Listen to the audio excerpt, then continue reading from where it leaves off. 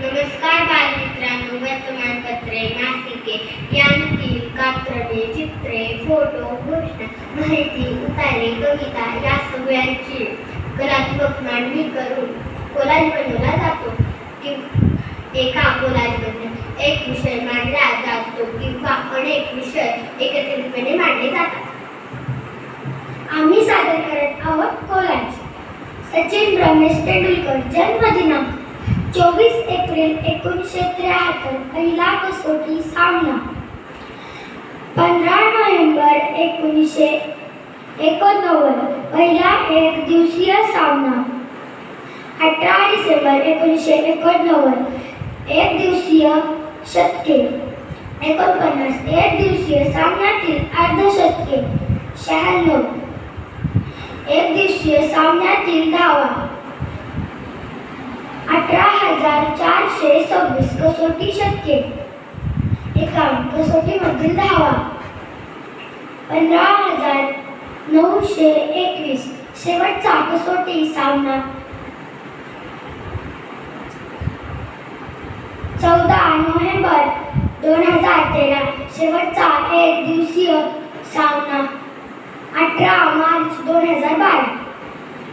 सचिन तेंडुलकरला भारतरत्न हा पुरस्कार सर्वोच्च नागरी सन्मान देण्यात आला. सर्वात कमी वयात भारतरत्न पुरस्काराने सन्मान. जागतिक विक्रम. पुरुषांचा एकदिवसीय स्पर्धेत द्विशतक करणारा पहिला खेळाडू. कसोटी आणि एकदिवसीय स्पर्धा सर्वोच्च संख्येने खेळणारा खेळाडू. आंतरराष्ट्रीय क्रिकेटमध्ये शतकांचे शतक करणारा एकमेव खेळाडू.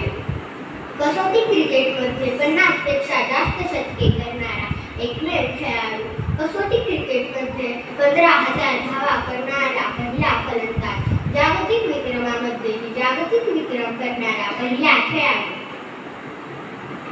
काही सन्मानार्जुन पुरस्कार, राजीव गांधी खेलरत्न पुरस्कार, पद्मश्री, महाराष्ट्र भूषण, पद्मविभूषण, भारतरत्न.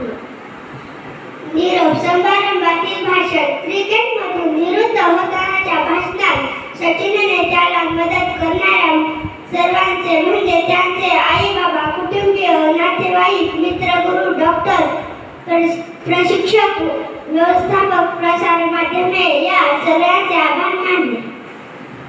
1999च्या विश्वचषक स्पर्धेतील सामने सुरू असताना सचिनचे वडील प्राध्यापक रमेश तेंडुलकर यांचे निधन झाले.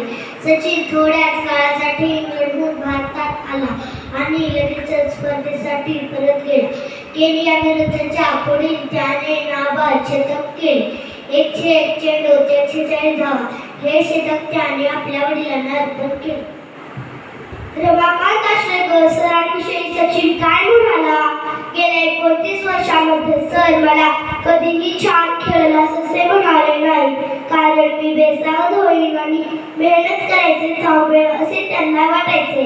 आता माझ्या कारकिर्दीबद्दल ते कदाचित म्हणतील उत्तम, कारण यापुढील आयुष्यात मी सामने खेळणार नाही, मी क्रिकेट पाहत राहीन आणि मी माझ्या क्रिकेट कायम हृदयातील असेल. सर, माझ्या आयुष्यातील तुमचे योगदान फार मोठे असेल, त्यासाठी धन्यवाद.